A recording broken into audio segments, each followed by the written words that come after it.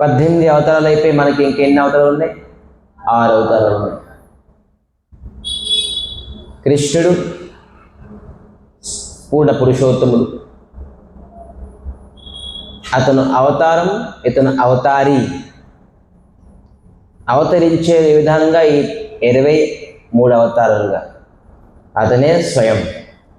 కేశవదూత నరహరి రూప, కేశవ రూప వామన రూప, కేశవ రూప కచ్చవతారం. ఇవన్నీ కేశవ అంటే శ్రీకృష్ణుడు, కేశవుడే ఇటువంటి అవతారాలు ఎత్తున్నారు శ్రీకృష్ణ పరమాత్మ. కృష్ణుడు, మరి బలరాం, మరి హరి అవతారం, మరి హంస అవతారం, బుద్ధ అవతారం, మరి ఒక అవతారం అవ్వలేదు, ఆ అవతారం కల్కి అవతారం. సో ఎన్ని అవతారాలు? ఒకటి కృష్ణుడు, బలరాములు, హరి అవతారం, హంస అవతారం, బుద్ధ అవతారం, కలికి 6. సో ఇంకా 6 ఉన్నారు మనకి. సో క్రమాగతంలోని మనకు కృష్ణుడు మరియు బలరాం కథ అవ్వాల్సింది, కానీ ఈరోజు కృష్ణ కథ దుర్లభం. అంత ఈజీగా మనం దాని గురించి వివేక్షించాలి. సో ఈరోజు కథ హరి అవతారం గురించి తెలుసుకుందాం. హరి అనే ఒక అవతారం ఉన్నారు, అతను ఏంటి? మనం చాలామంది హరి అని అంటాం, శ్రీహరి, కానీ అతను ఒక అవతారం. అది ఎలా ఉంటారు? దేనికి అవతరించారు? ఎవరి గురించి అవతరించారు? మనకు తెలుసు, ప్రతి అవతారానికి మానవ సమాజం ఉపకారం పొందే ఉన్నారు.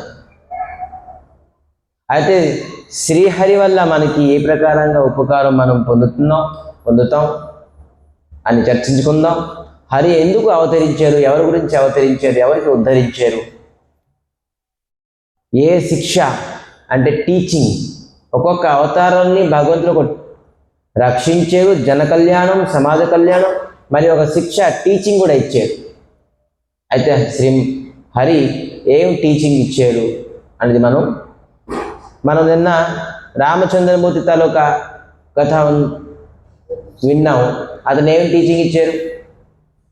మర్యాద. సో ఈ శ్రీహరి ఈరోజు అవతరిస్తారు, ఏం టీచింగ్ ఇస్తారండి? మనం లాస్ట్కి మీరే చెప్పాలి ఏం టీచింగ్ ఇచ్చారని. మీ ముఖం నుంచి విందాం అనుకుంటున్నాం ఈరోజు టీచింగ్స్. జై శ్రీ హరి అవతార్ భగవాన్ కి. ఒక ఏనుగు ఉండేది. ఆ ఏనుగు కూడాను ఒక అద్భుతమైన ఏనుగు, అతి బలమైనది, విశాలమైనది.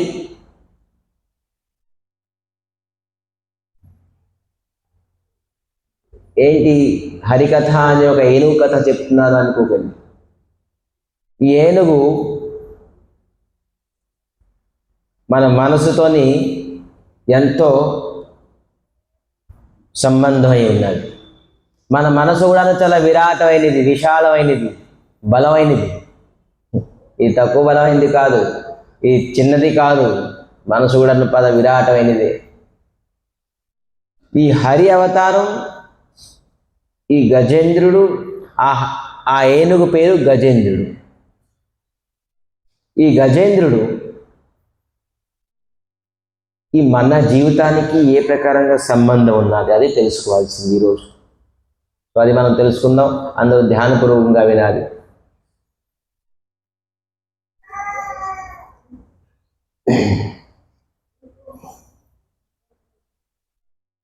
ఎప్పుడు అనుకోకూడదు మనం ఒక ఏనుగు తాలూకా టాపిక్ని, ఏనుగు తాలూకా కథ వింటున్నాం. ఇది మనం తాలూకా జీవితం తాలూకా వ్యథ, జీవితం తాలూకా కథ. సో ఏంటి ఆ జీవితం తాలూకా కథ అనేది శ్రీహరి అవతారం మనం తెలుసుకుందాం. స్వర్గంలోని ఇది స్వర్గం తాలూకా కథ. స్వర్గంలోని ఒక అద్భుతమైన ఉద్యానం ఉన్నది. ఉద్యానం అంటే ఒక వనం.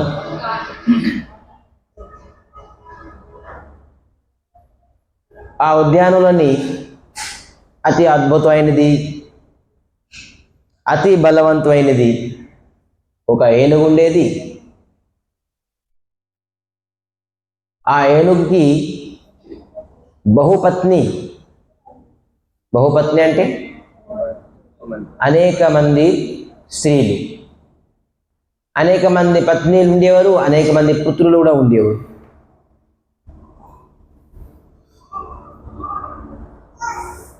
ఆ ఏనుగు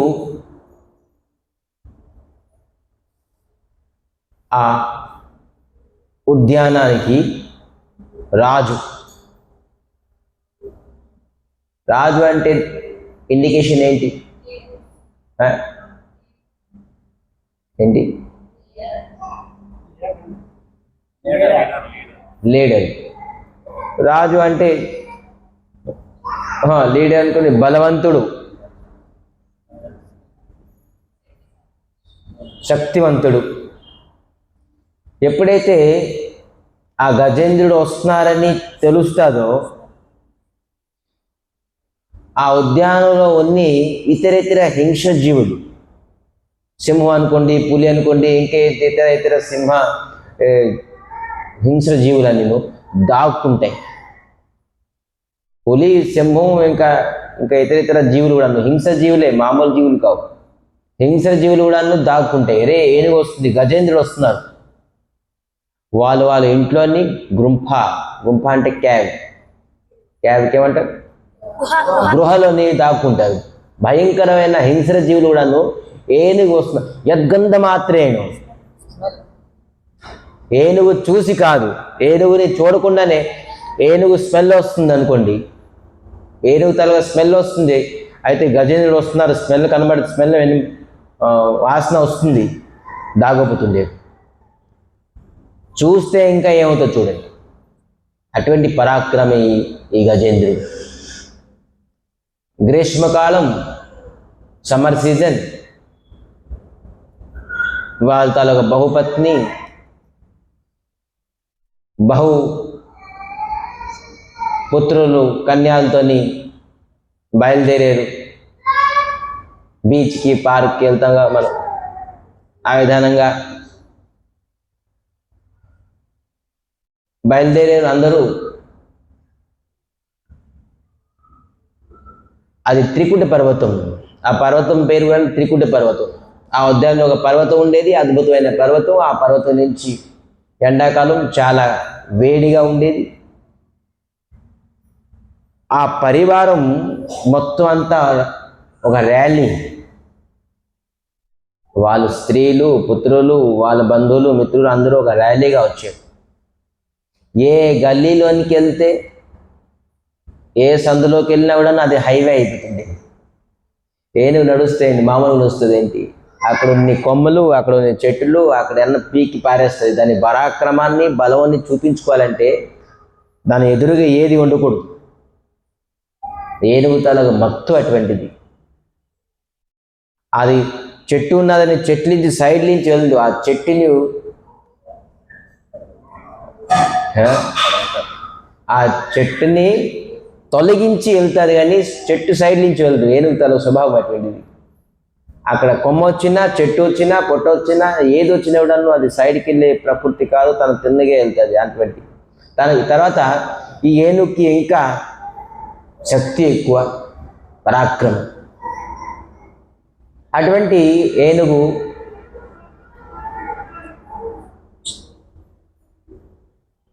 ఒకరోజు ఆ పర్వతం నుంచి ఆ గ్రీష్మ ఋతువు ఎండకి దాహం వేసి థ్రస్టీ ఫీల్ అయి ఒక సరోవరంకి వెళ్ళారు. ఆ సరోవరంలోని వెళ్ళిన వెంటనే ముందు పెద్ద ఏనుగు ఆ నీళ్ళని తన తొండంలో నుంచి తీసుకొచ్చేసి వాళ్ళ పిల్లలకి తాగిపిస్తున్నారు. తాగండి. రెస్పాన్సిబిలిటీ వాళ్ళ పిల్లలకి తాగి పెంచడం. మనం కూడా బోల్డ్ రెస్పాన్సిబిలిటీ సంసారంలోనే తీసుకుంటాం. పత్నికి, పిల్లలకి, అందరికీ తాగిపిస్తున్నారు. అదేవిధంగా రెస్పాన్సిబిలిటీ ఫీల్ అయ్యి ఏనుగు ముందు పిల్లలకి, భార్యకి, అందరికీ వాటర్ ఇచ్చారు. దాని తర్వాత తను తాగారు కడుపు నిండుగా. తాగారు మంచిది. మళ్ళీ నీళ్ళు ఆ సున్నం లాగేసి షవరింగ్ ఉత్తర దిశ ఏనుగు స్నానకెళ్ళి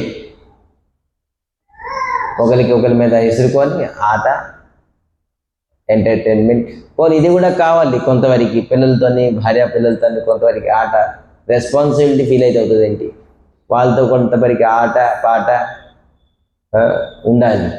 ఇది కూడా మన జీవితంలో కూడా. అదే ఏనుగు కూడా తన జీవితంలోని కొంతవరకు ఎంటర్టైన్మెంట్గా వాళ్ళు పుత్రులు మరి స్త్రీలతోని ఎంటర్టైన్మెంట్ చేశారు. కానీ ఇదే ఎంటర్టైన్మెంట్ 1 hour 2 hour అయితే పర్లేదు.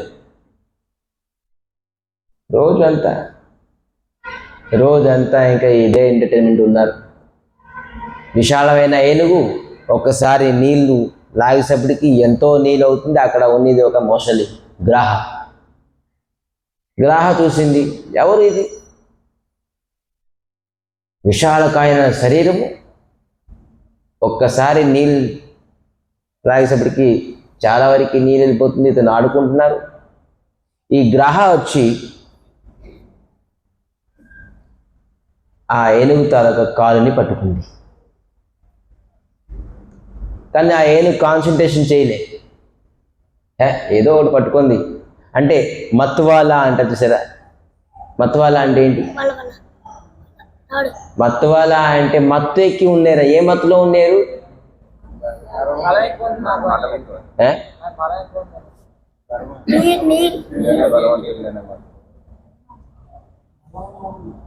బహుపత్ని, బహుపుత్రులు,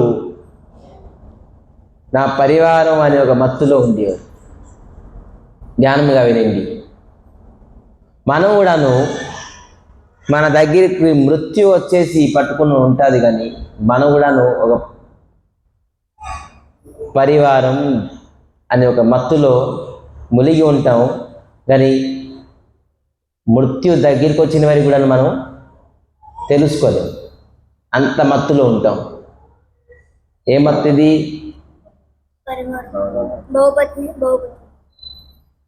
ఈ పరివారం తాలూకా మనం నిన్న అనుకున్న భాగవతం అంటే ఏంటి? 3 బెనిఫిట్లు వ్యాసదేవులు చెప్పారు.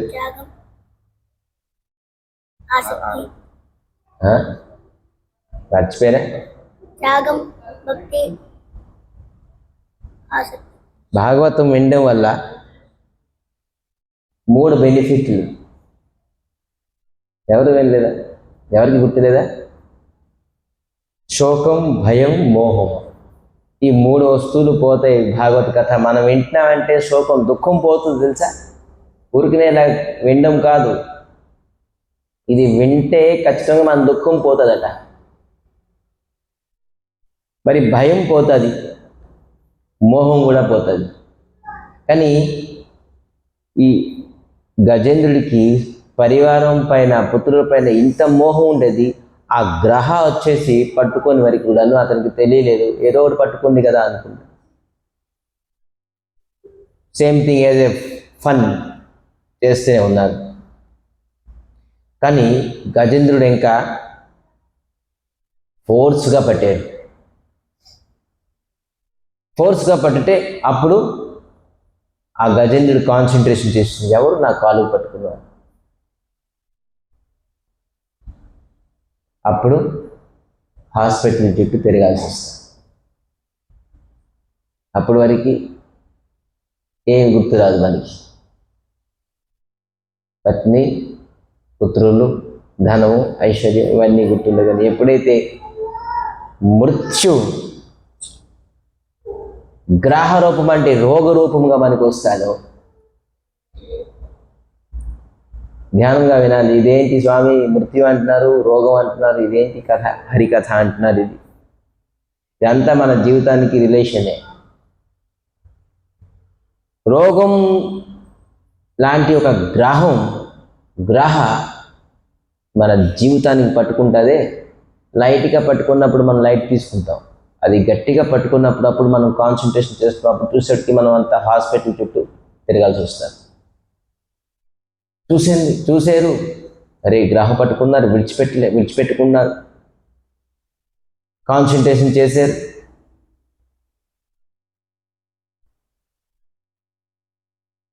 అనేక మంది వాళ్ళు పుత్రులు పరివారం అంతాను చైన్ లింక్తో ఒకరికి తొండం పట్టుకొని ఈ గ్రహాన్ని బయటికి లాగుదామని నీళ్ళించి ప్రయత్నించారు, విధాలుగా ప్రయత్నించారు.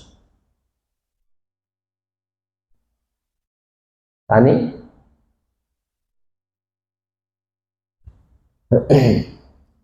సుఖదేవ్ గోస్వామి చెప్తున్నారు దీనికి, తేషాం ప్రమత్త నిధనం పశ్యన్ అపి నోపశ్యతి. దీని అర్థం ఏంటంటే మనం కూడాను గృహస్థ జీవితంలోని పరివారంలోని ఎంత మగ్నం అయిపోతుంది. పశ్యతి నోపశ్యతి, పశ్యతి అపి నా పశ్యతి. మనకి మృత్యు రోగము ఈ విధానంగా మనకి గ్రాస్ చేస్తుంది. కొన్నిసార్లు మనం కాన్సన్ట్రేషన్ చేయలేము, కొన్నిసారి మనం దానికి పట్టించుకోం. కానీ ఎప్పుడైతే గట్టిగా పట్టుకుంటాదో అప్పుడు మనకు తెలుస్తుంది. పరీక్షిత్ మహారాజ్ చెప్తున్నారు, ఇది యక్ష ప్రజాపతి యుధిష్ఠిర్ ధర్మరాజు కూడా ప్రశ్న అడిగారు. 100 ప్రశ్నలు అడిగారట. అప్పుడు ఆ యక్షుడు ఆ సరోవరంలోని నీళ్ళు తాగడానికి వచ్చారు పాండవులు 4. ఒకరు వచ్చారు, చనిపోయారు.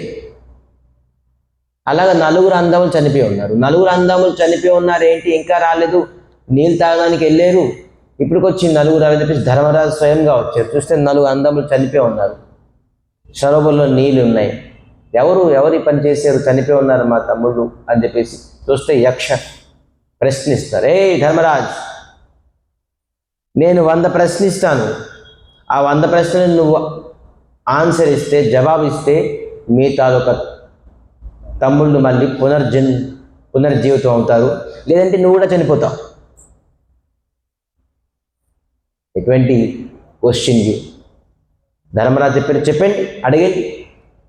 ధర్మరాజుకి తెలియని వస్తువు ఏమున్నది చెప్పండి, మీరు అడగండి, నేను చెప్తాను. ఒక్కొక్క ప్రశ్న అడిగారు. దాంట్లో నుంచి ఒక ప్రశ్న ఏంటంటే కిమ్ ఆశ్చర్యం. ఒక ప్రశ్న ఏంటి, కిమ్ ఆశ్చర్యం. కిమ్ ఆశ్చర్యం అంటే ఏంటి, ఈ జగత్తులోని ఆశ్చర్యమైన వస్తువు ఏంటి అని అన్నారు. అప్పుడు ధర్మరాజ్ అద్భుతమైన ప్రసంగం, అద్భుతమైన ఆన్సర్ ఇచ్చారు. ఆ ఆన్సరే మన ప్రసంగానికి పుష్టి బలం ఇస్తుంది. ఈ ప్రసంగానికి అద్భుతమైన ఆన్సర్, తెలుసుకోవాల్సింది ఆన్సర్. 100 ప్రశ్నలో 99 ప్రశ్న కూడా ఆన్సర్ ఇచ్చారు, 100 ప్రశ్న కూడా ఆన్సర్ ఇచ్చారు. ఈ ప్రశ్నకి ఆన్సర్ మనకి చాలా ఇంపార్టెంట్. ఏం చెప్పారంటే, అహని భూతాన్ని గచ్చంతి యమాలయం శేష స్థావన్ని చంతి కిం ఆశ్చర్య యం యతఃపరః. అహని భూతాన్ని యమ మందిర గచ్చంతి, అహని భూతాన్ని గచ్చంతి యమాలయం. వేల మంది చనిపోయి ఎక్కడికి వెళ్తున్నారు, యమాలయానికి వెళ్తున్నారు. ఏమాలయం అది, హిమాలయానికి వెళ్తున్నారు. ఇదేమాలయం, ఇది కృష్ణాలయం, దేవాలయం. ఇది అలవాటు అయిపోయింది మీ అందరికీ, దుఃఖాలయం. సో ఎక్కడికి వెళ్తున్నారు, వేల మంది చనిపోయి ఒక రోజుకి కొన్ని వేల మంది యమాలయానికి వెళ్తున్నారు. ఈ ప్రపంచంలో ఎంతో మంది చనిపోతున్నారు కదా. ఒకళ్ళిద్దరు అంటే మన వీధిలోనే కొంతమంది ఉంటారు, మన ఊర్లోనే కొంతమంది ఉంటారు, మన గ్రామంలోనే కొంతమంది ఉంటారు. అలాగే మొత్తం దేశంలోని కొంత వేల మంది రోజుకి యమాలయానికి వెళ్తున్నారు. మళ్ళీ ఏమంటారు? శేషా సాబర్ణం చంతి కిం ఆశ్చర్యం. శేష అంటే ఎవరైతే మిగిలి ఉన్నారో వాళ్ళేమనుకుంటున్నారంటే నేను ఇంకా బతుకుతాను, నేను యమాలయానికి వెళ్ళను. ఎవరైతే బతికి ఉన్నారో చూడండి, మన జీవితంలోని చిన్నప్పుడు నుంచి యవ్వనం నుంచి చాలామందికి చాలా కోరికలు ఉంటాయి. నేను మంచిగా సంపాదిస్తాను, మంచి ఉద్యోగం సంపాదిస్తాను, మంచి ఇల్లు కట్టుకుంటాను, అంటే మంచి పిల్లలు కంటాను, మంచి పిల్లలకి చదువు ఇస్తాను, అట్లీస్ట్ నా భవిష్యత్తు బాగలేదు, నా పిల్లల భవిష్యత్తు బాగుండాలి. ఏదో బోల్డ్ ఎన్ నెంబర్ ఆఫ్ కోరికలు. సంసారాన్ని తక్కువ యాంబిషన్స్. మీ ఎయిమ్ ఏంటి? యాంబిషన్ అంటే బోల్డ్ ఉంటాయి, వస్తాయి, లిస్ట్ అవుట్ అవుతుంది. మనం ప్రయత్నించిన కొన్ని అద్భుతమైన గురించి ప్రయత్నిస్తాం, కానీ ఆ ప్రయత్నం సక్సెస్ అవ్వచ్చు, సక్సెస్ అవ్వకపోవచ్చు. మనం అలాగే ఎన్ని అడ్జస్ట్మెంట్ అయ్యే ఉన్నాము. బోల్డ్ ప్రయత్నించాం, బోల్డ్ అవుదామని. ఎవరైనా దరిద్రుడు అవుదాం అనుకుంటారేంటి? ఎవరైనా ఉద్యోగం లేకుండా ఉందాం అనుకుంటారేంటి? ఇల్లు లేకుండా ఉందాం అనుకుంటారేంటి?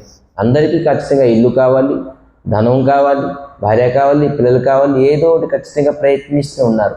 కానీ అది కొంతమందికి లభిస్తుంది, కొంతమందికి లభించుకుంటుంది. కానీ ఒక విషయము మనం అది ట్రై చేయకపోయినా అది మన దగ్గరికి వచ్చేస్తుంది. ఏంటది? మృత్యు. దీని గురించి ప్రయత్నించిన అవసరం లేదు, అలాగనే ప్రయత్నించదని చెప్పేసి మీ దగ్గర రాకుండా ఉండదు. అది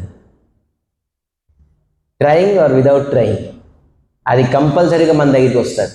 కానీ మనం ఎన్ని కోరికలు ఉన్నాయో మనం ప్రయత్నిస్తున్నాం, అది అవ్వచ్చు అవ్వకపోవచ్చు. కానీ ఇది ప్రయత్నించిపోయినా కూడా ఇది మన దగ్గరికి కంపల్సరీగా వస్తుంది. దీని గురించి మనం కాన్సన్ట్రేషన్ చేయకూడదు. ఇదే ఆశ్చర్యం అంటున్నారు. ఇదే ఆశ్చర్యం. మనతో పాటు ఉన్నవాళ్ళు, మన దగ్గర ఉన్నవాళ్ళు, మన పరివారం నుండి, మన సంసారం నుండి, మన రిలేషన్స్ అందరూ ఫోటో కింద మారిపోయారు. ఆ ఫోటోకి మనమే స్వయంగా దండేస్తున్నాం. మనం ఎప్పుడు అది ఆలోచించకుండా మనం కూడా ఒకరోజు ఫోటో అయిపోతామని. ఇదే ఆశ్చర్యం అంటున్నారు. హిమాశ్చర్యం తలగ ఆన్సర్ ఇదే. ఒకరోజు ఖచ్చితంగాను మనం కూడాను ఫోటో అయిపోతాం. ఆ ఫోటోకి ఖచ్చితంగా మనకి ఎవరో ఒకరు దండ వేసేస్తారు. మనం వేసినప్పుడు కూడాను ఆలోచించుకుంటున్నాం, ఫోటో గురించి ఆలోచించుకుంటున్నాం. స్టిల్ మనం కూడా ఉంటాం, బతుకుతామని అంటుంటాం. రోడ్డు మీద చాలామంది కషాయ వాళ్ళు ఉంటారు చూసారా? మనం సండే అయితే లైన్కి కాస్తామే, పెద్ద క్యూ లైన్. 6 o'clock నుంచి ముందుగా వెళ్ళాలి, లేదంటే పెద్ద లైన్ అయిపోతుంది. అందుకే 6 o'clock సూర్యోదయం ముందే వెళ్ళిపోతారు. ఏ రోజు కూడా లేగరు. ఆ రోజు సండే ఆఫీస్ ఉండదు కాబట్టి ముందుగానే 5:30కి లైన్ కాల్సిస్తారు. అక్కడ ఒకటి హ్యాంగ్ అయి ఉంటుంది, బోల్డ్ మంది కస్టమర్లు వస్తారు, ప్యాకింగ్ చేసి తీసుకెళ్తారు. అక్కడ వెనకాతలో ఇంకో 10-15 ఉంటాయి గొర్రెపోతులు. ఇది అయిపోయిన వెంటనే ఇంకోటి అక్కడ హ్యాంగ్ అయిపోతుంది. స్టిల్ ఆ 14 గడ్డి తింటూనే ఉంటాయి. మళ్ళీ అది అయిపోయిన తర్వాత ఇంకోటి హ్యాంగ్ అయిపోతుంది. అలాగా 2-3 హ్యాంగ్ అయిపోయినను ఈ 12 గడ్డి తింటూనే ఉంటాయి. వాళ్ళని ఎప్పుడు ఆ చింత ఉండదు. మనం 15 మంది ఉండాం, వీడు మన ముందే అక్కడ యాలయ చేస్తున్నాడు, ఒక్కొక్కటి. ఇంకొద్ది తర్వాత మనకు కూడా అతను ఈ విధానంగా యాలైడ్ వేస్తాడు అని చెప్పేసి వాళ్ళకి ఆ బుద్ధి ఉన్నదా? స్టిల్ గడ్డి తింటూనే ఉంటాడు, మేస్తూనే ఉంటాడు. సో మనం మన పరివారాన్ని, పుత్రులు అనుకోండి, ఇది మర్త్యలోకం. ఈ లోకం పేరేంటి? మర్త్యలోకం, మృత్యులోకం. పుట్టినవాడు ఖచ్చితంగా చనిపోతాడు, చనిపోతున్నారు కూడా. ఈ లోకం పేరే మృత్యులోకం. ఖచ్చితంగా మనం కూడాను ఒకరోజు చనిపోతాం. బతికి ఉండడం అనేది ఖచ్చితంగా ఒకరోజు. అయితే ఎవరు ముందు పోతారు, ఎవరు వెనకాత పోతారు, దీనికి ఏజ్తో సంబంధం ఉందండి. మృత్యుకి పూర్వం అలాగ ఉండేదేమో, ముసలి చనిపోతారండి. ఇప్పుడు అలాగే పిల్లలు చనిపోతారు, తండ్రి ఉంటుండగా పిల్లలు చనిపోతారు, పిల్లలు ఉండగా తండ్రి చనిపోతారు, భార్య ఉంటుండగా భర్త చనిపోతారు, భర్త ఉంటుండగా భార్య చనిపోతారు. ఎవరు ఎప్పుడు ఏ సమయంలోని ఏ ముహూర్తంలోని చనిపోతారనేది తెలియదు. ఎప్పుడైనా మృత్యు మన దగ్గరికి రావచ్చు. మృత్యు పలానా టైంలోనే వస్తుంది, పలానా ఏజ్లోనే వస్తుంది, పలానా వ్యక్తికే వస్తుంది, పలానా జాతికే వస్తుంది, పలానా కులంకే వస్తుంది అనేది లేదు. మృత్యు ఎటువంటి సమయంలోనే ఎవరికైనా ఎప్పుడైనా ఎలాగైనా వస్తుంది. అదే మనం తెలుసుకోవాల్సింది. ఇక్కడ గజేంద్రుడు అది తెలుసుకోలేకపోయాడు. ఎవరైతే ఈ సిద్ధాంతాన్ని, అయితే చనిపోయే ముందు మనం ఎటువంటి ఒక కార్యం చేయాలి, అది ఏంటి అని తెలుసుకోవాలి. అదొకటే మనకి ఇంపార్టెంట్. ఏం చేయాలి అనేది. మృత్యు మనకి విడిచిపెట్టదు.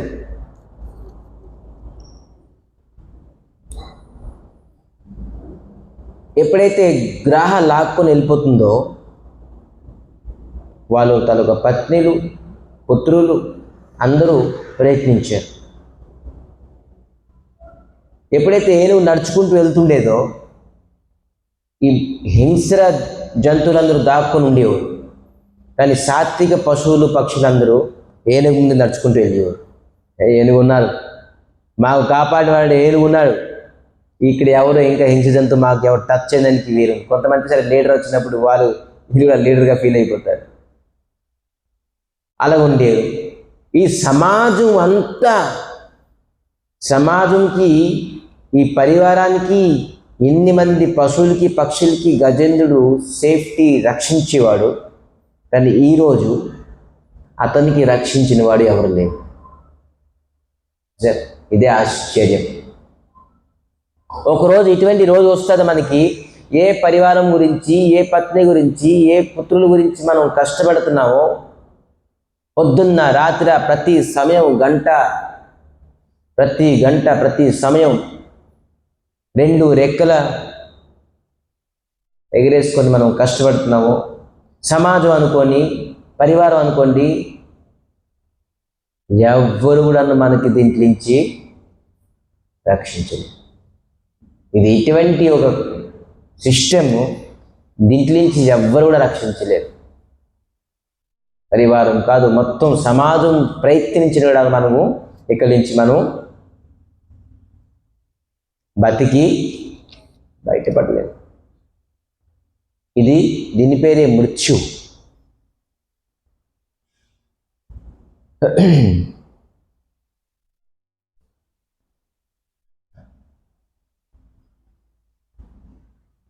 చాణక్య చెబుతున్నారు ఏంటంటే, చాణక్య నీతి, ధర్మనీతి ఉన్నది, శాస్త్రనీతి ఉన్నది, చాణక్య నీతి అని. అక్కడ ఏం చెప్తున్నారంటే, ఆయుష్ క్షణ ఏక అపి నాలభ్య స్వర్ణకోటి. ఆయుష్లోని ఒక క్షణము మనది గడిచిపోయింది అనుకోండి, మనం కొన్ని కోట్ల రూపాయలు వచ్చినా కూడాను ఆ ఆయుష్ని మళ్ళీ తిరిగి పొందలేము. ఇప్పుడు ఏదైతే మనకు సమయం, అమూల్యమైన సమయం ఉన్నదే కేటాయించిన గుళ్ళోని హరికథ వినుకుంటూ ఈ సమయాన్ని మళ్ళీ మనం తిరిగి తీసుకురాలేము. మనం ఈరోజు వింటున్నామే, ఈరోజు కథ, దీని తాలూకా ప్రయారిటీ చెప్తారు ఇప్పుడు కథలో ఏంటి అనేది. సో ఈ విధానంగాను చెప్తున్నారు తన శాస్త్రనీతిలోని. ఒక క్షణం ఏదైతే మనం గడిపేసామో, అది ఎన్ని కోట్లు మనం సంపాదించినా ఆ క్షణాన్ని మళ్ళీ మనం తిరిగి తీసుకురాలేము. సో అంటే ఒక్కొక్క క్షణం ఎంతో ఇంపార్టెన్స్. ఆ గ్రహ గజేంద్రుడికి లాగి లాగి లాగి మధ్య వరకు తీసుకెళ్పింది. ఆ సరోవర్లోని ఎంత పేక వరకు తీసుకెళ్పింది. కాలుకు పట్టుకుంది కానీ లాస్ట్కి పేక వరకు వెళ్పింది. అయితే గజేంద్రుడు చాలా బలవంతుడు. బలం లేకుండా ఉండేవారేంటి? యద్గంధ మాత్రేనో, ఎవరి వాసన విని వాసన తెలుసుకొని పెద్ద పెద్ద హింస జంతువులందరూ దాగుండేవారు. అటువంటి బలమైన గజేంద్రుడు. కానీ అది స్థలం తాలూక పశువు, భూమి తాలూక పశువు. దాని గ్రహ మొసలి నీరు తాలూక పశువు. దీనికి భూమిలోనే ఎక్కువ బలం ఉంటుంది, దానికి నీటిలో ఎక్కువ బలం ఉంటుంది. స్థాన మహిమ ఉన్నది. ఒక్కొక్క స్థానంలోనే ఎవరు బలం చూపించగలరు. స్థాన మహిమ ఉన్నది. మనం ఇటువంటి స్థానము, ఇటువంటి సమయంలోనే మనం బలం చూపించుకోవాలి. మనం ఎప్పుడైతే నరకానికి వెళ్తాం, మృతి అయిన తర్వాత అక్కడ మన బలం చూపించలేము. నరకంకి వెళ్తారు, యమరాజు దగ్గరికి మనం ఇలా చేతులు కట్టుకొని వెళ్ళే ప్రాసెస్ మనకు తెలుసు, ఎలాగెళ్తాం అనేది మరి చెప్పడం అవసరం లేదు.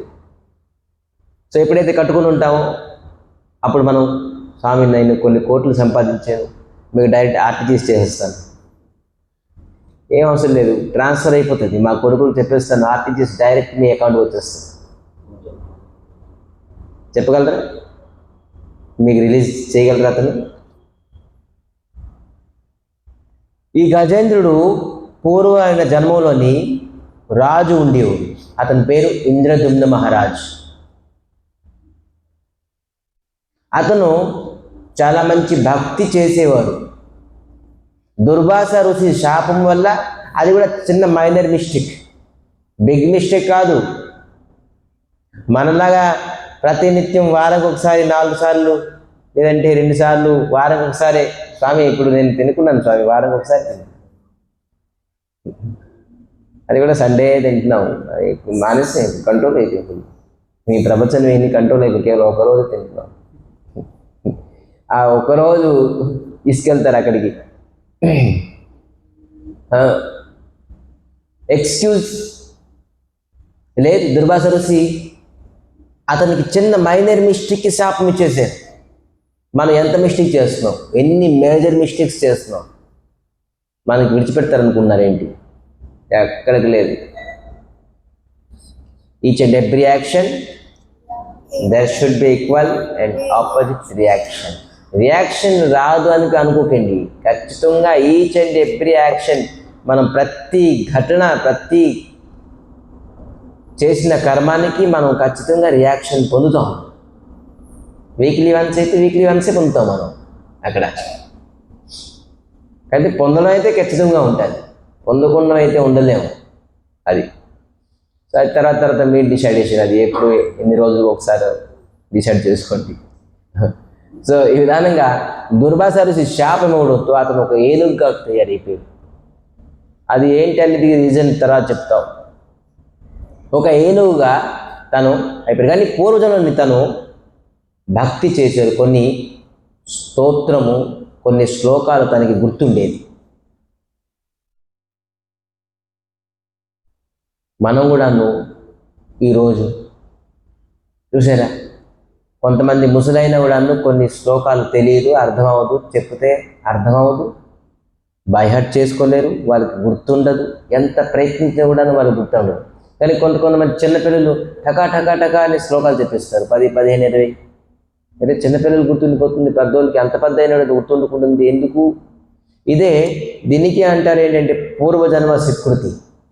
ఎప్పుడు అనుకోకూడదు చిన్నపిల్లలు భక్తి చేస్తున్నారు, శ్లోకాలు వింటున్నారు, నామం చేస్తారంటే వీళ్ళు పూర్వజన్మలని ఆ విధానంగా కర్మం చేశారు కాబట్టి వీళ్ళు చిన్న వయసు నుండి భక్తికి వచ్చేసారు. దీనికి కారణం ఉన్నది. ఇలాగే ఊరికినే వ్యక్తి వచ్చేది భక్తి లైంగా. మనం ఈరోజు అందరూ సమావేశమై కథ వింటున్నామంటే దీనికి కూడా ఒక కారణం ఉన్నది.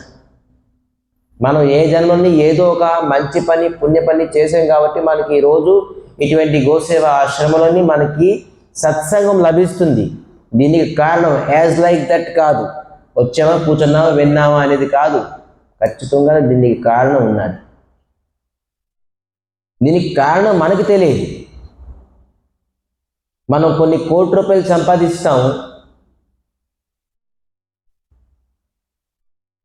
చనిపోయిన తర్వాత మళ్ళీ పునర్జన్మం అవుతుంది కదా, మళ్ళీ ఖచ్చితంగా జీరో నుంచి స్టార్ట్ చేయాల్సింది. ఆ కోట్ల రూపాయలు పూర్వజన్మలో సంపాదించి నాకు ఏంటంటే ఇస్తారేంటి ఎవరైనా? ఎవరు? కానీ భక్తి, ఫర్ ఎగ్జాంపుల్ మీరు 60% భక్తి ఈ జన్మలో చేశారు, చనిపోయిన తర్వాత మళ్ళీ పుడతారుగా 61% నుంచి స్టార్ట్ చేస్తారు. ఇదే భక్తి మరియు కర్మములో డిఫరెన్స్. భక్తి అవినాశి, కర్మము నాశశీలం. భక్తి ఎప్పుడు నాశనం అవుతుంది. భక్తి ఈజ్ ఈక్వల్ టు భక్తి, కర్మ ఈక్వల్ టు ఏంటి? భోగము, దుఃఖము, శోకము, కష్టము. భక్తి ఈక్వల్ టు భక్తి. వీళ్ళు చిన్నప్పుడు పూర్వజన్మలోని కొంత భక్తి చేశారు, 40% 30%, మళ్ళీ 31% నుంచి 41% స్టార్ట్ చేస్తున్నారు. ఇటువంటి భాగ్యం అందరికీ ఎందుకు రాలేదు? దాని అర్థం ఏంటంటే పూర్వజన్మలోని వాళ్ళు కొంత పర్సెంటేజ్ భక్తి చేసేసి విడిచిపెట్టేశారు శరీరం, మళ్ళీ వాళ్ళు ఆ పర్సెంటేజ్ నుంచి స్టార్ట్ చేశారు. కానీ మనం ఎంత సంపాదించినా కూడా మీరు విడిచిపెట్టేసి మళ్ళీ పూర్వంగా మళ్ళీ సంపాదించాలి. అదే భౌతిక ప్రపంచం మరియు ఆధ్యాత్మిక ప్రపంచం డిఫరెన్సెస్. భక్తి మనకు ఎప్పుడు కాపాడుతూనే ఉంటుంది, ఏ సమయంలోనే. ఎటువంటి ధనం ఇది? భక్తి, హరినామము మరి కథ. ఈ ధనం మనం సంపాదిస్తున్నామే, ఇది ఎప్పుడైనా ఏ విధానంగా మనం యూజ్ చేసుకోవచ్చు. ఇప్పుడైనా చనిపోయిన తర్వాత మనం యమధర్మరాజుకి నాకు ఆర్టిజిఎస్ చేసే అవసరం లేదు, నువ్వేం చేసావు అంటే నేను హరినామం చేశాను, నేను కథా ప్రసంగం విన్నాను, మీకు వెంటనే రిలీఫ్ ఇచ్చేస్తారు, వెళ్ళిపోవచ్చు. మీరు ఎక్కడానికి రావడం అవసరం లేదు, మీరు హరికథ విన్నారుగా. హరి అని మాట అనేసారంటే చాలు, అక్కడి నుంచి మీరు రిలీఫ్ అయిపోతారు.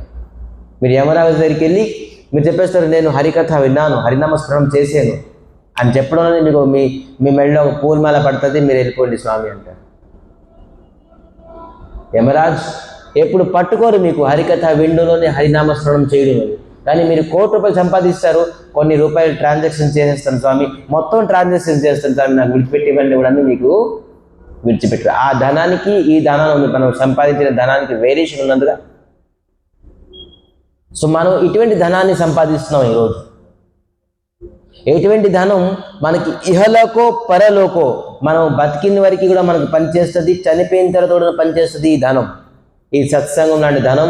హరే కృష్ణ కృష్ణ కృష్ణ హరే హరే, హరే రామ్ రామ్ రామ్ హరే హరే అని ధనం. ఇది మనం సంపాదిస్తున్నాం. ఇది మామూలు సంపాదన కాదు. సో అందుకే మనం ఇది సంపాదించినప్పుడు ధ్యానపూర్వకంగా, కాన్సన్ట్రేషన్గా, భక్తి శ్రద్ధాలతో సంపాదించాలి.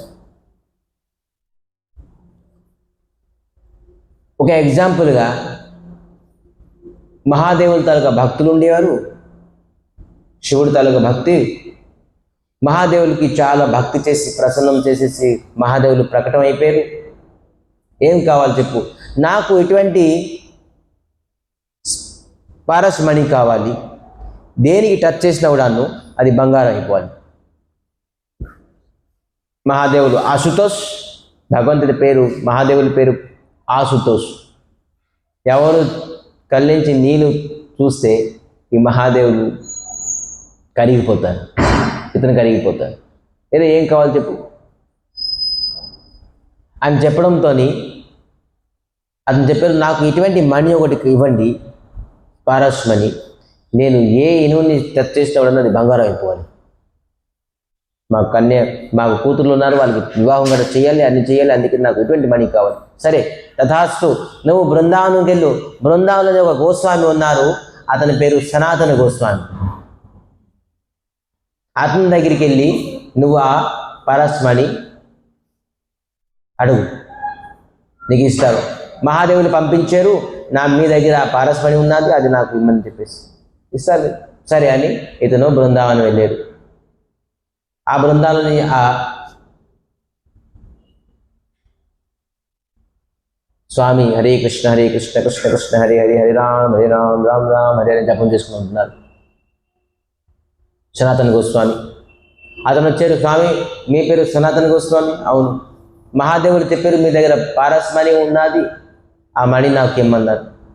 సరే, అలా అక్కడ డస్ట్బిన్ ఉన్నది కదా, ఆ డస్ట్బిన్లో ఉన్నది తీసుకో. స్వామి ఎక్కడుంది? డస్ట్బిన్లో ఉన్నది తీసుకో.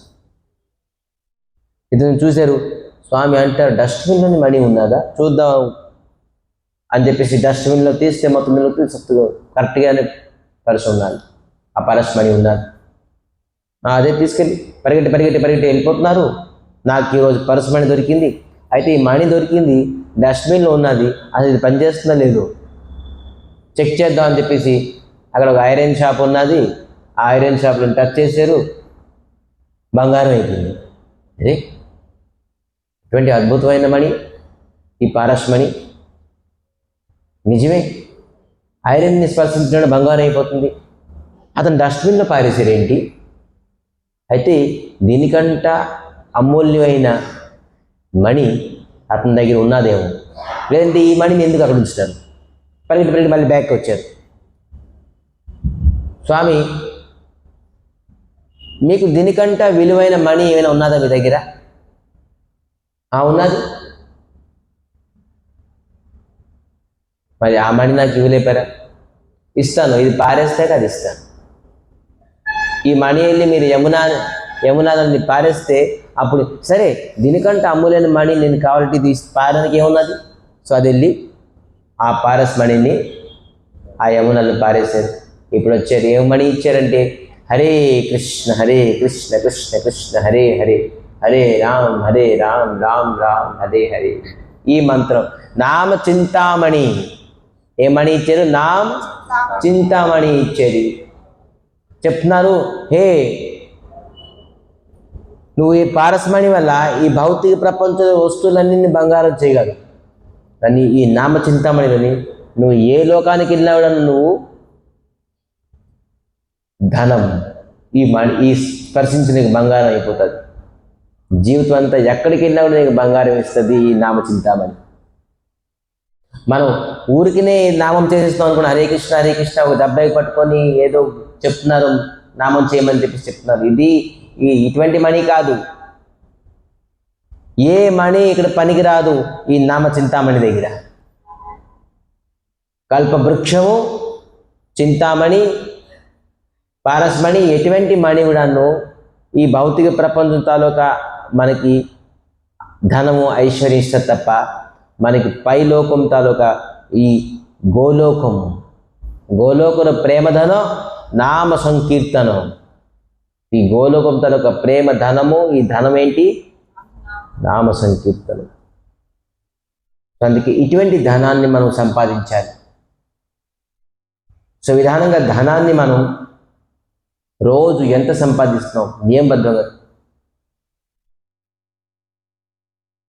సంఖ్యాపూర్వక నామగాన నితిథి.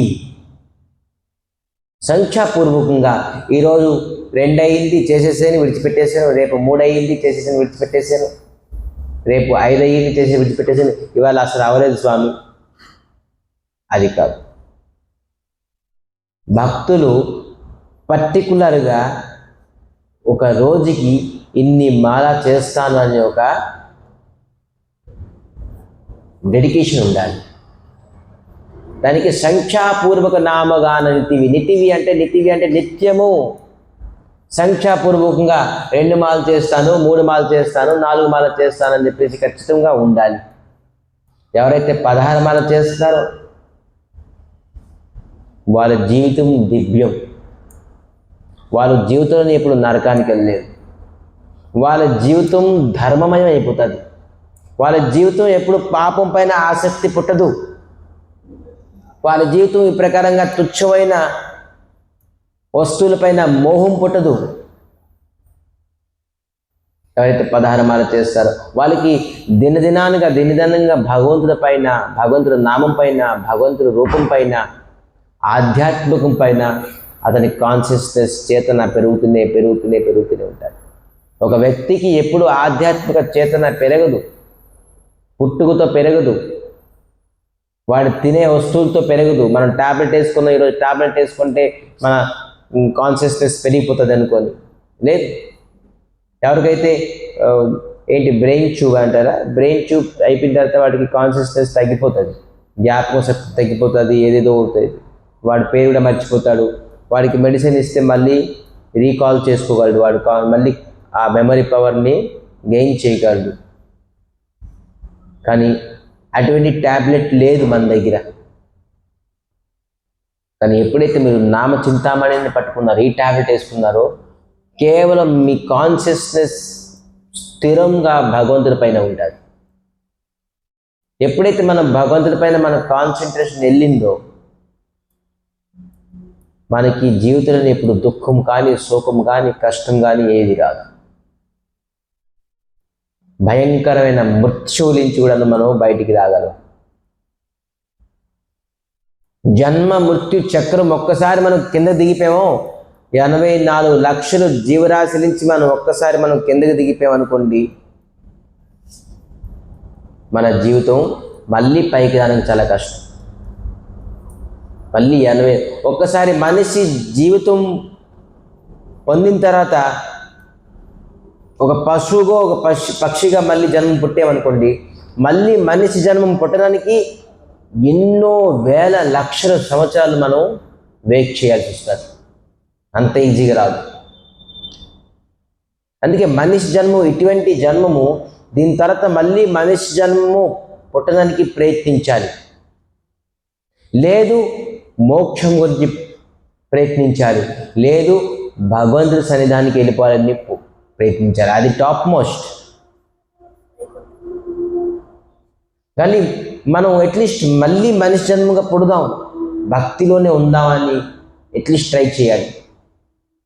కానీ ఎవరైతే 16 మాల చేస్తారో అండ్ 4 రెగ్యులేటరీ ప్రిన్సిపల్స్ ఫాలో అవుతారో, వాళ్ళు ఖచ్చితంగాను మోక్షం కన్నాను పరో భగవత్ సన్నిధాన్ని పొందుతారు.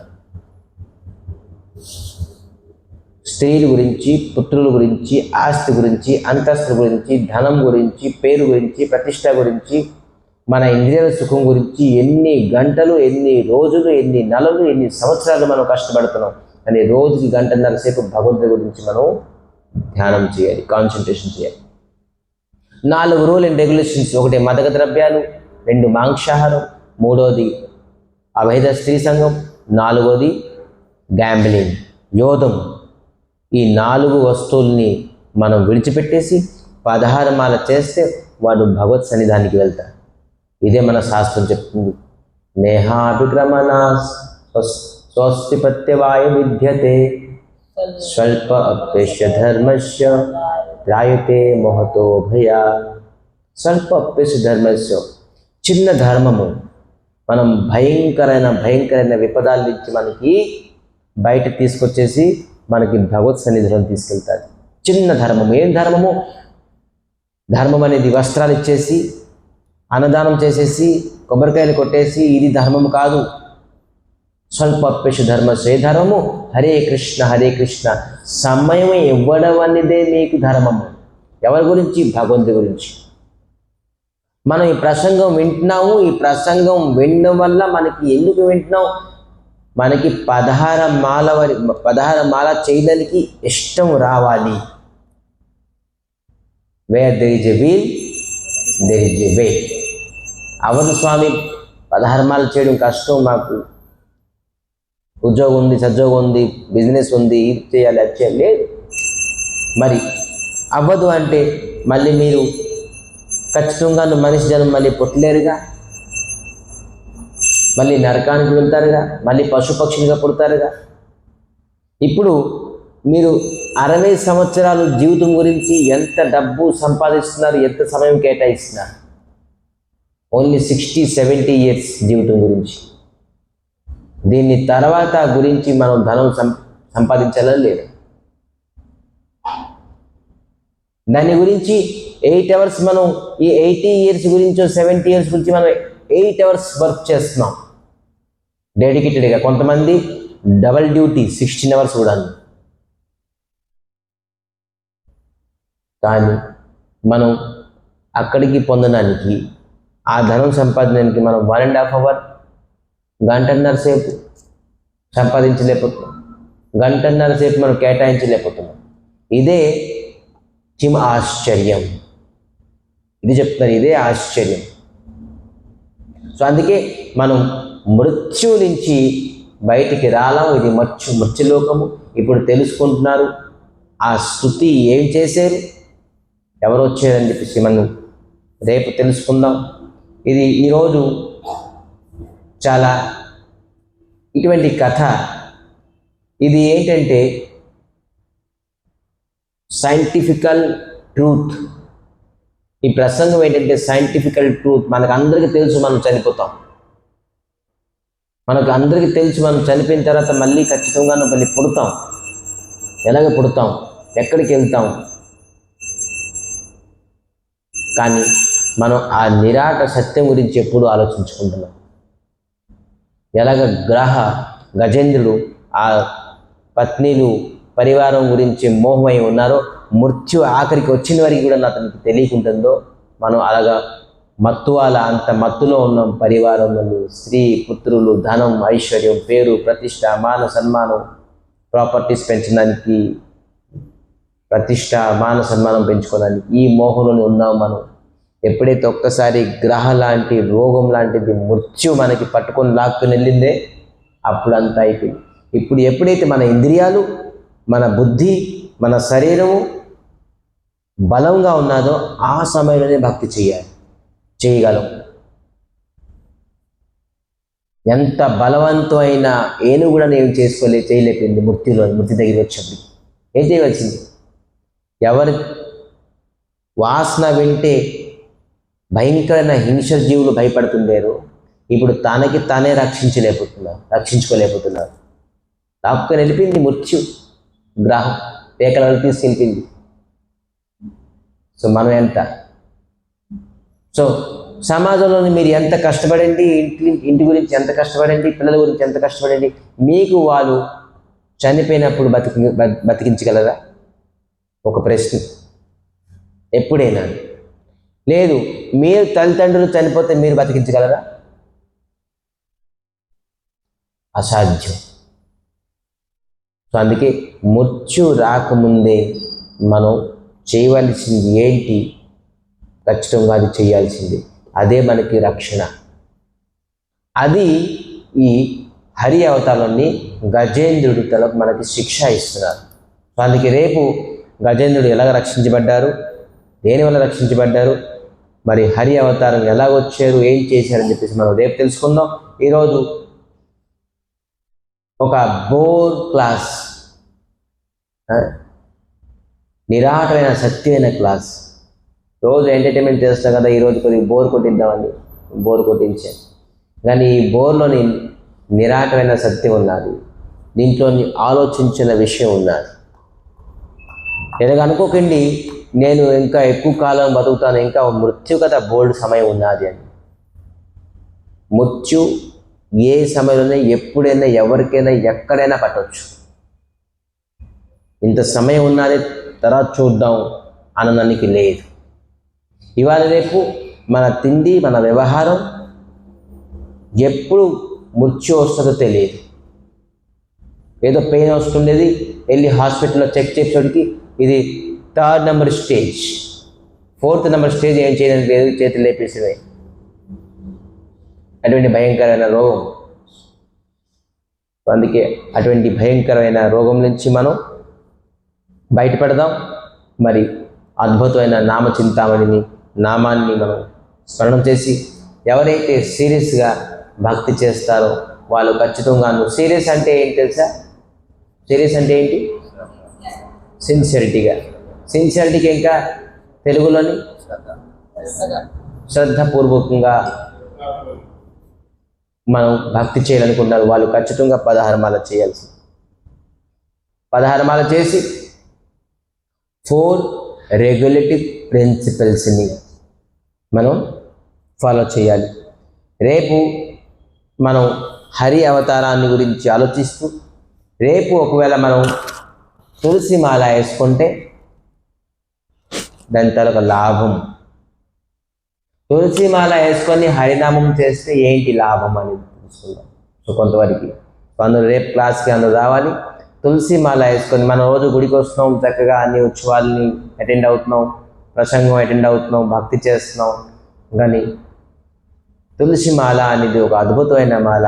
అది దానికి కంఠి మాల కూడా అంటారు. కంఠంలో అంటి ఉంటుంది కాబట్టి దీనికి కంఠి మాల అన్నారు. కంఠంలో వేసుకుంటారు కాబట్టి ఇది కంఠి మాల అన్నారు. ఈ కంఠి మాలతో మనకి ఏంటి లాభం అనేది మనం కొంత క్లాస్ తీసుకొని రేపు హరి అవతారాన్ని చర్చించుకుందాం. హరే కృష్ణ.